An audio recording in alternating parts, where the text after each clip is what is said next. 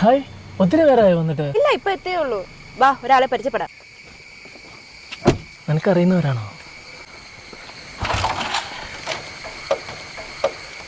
Sir, സാറെന്താ ഇവിടെ? സാറോ? നീ എന്തിനാ ഇയാളെ സാറെന്ന് വിളിക്കണേ? നയന, ഇതാണ് നമ്മുടെ കമ്പനിയുടെ CEO.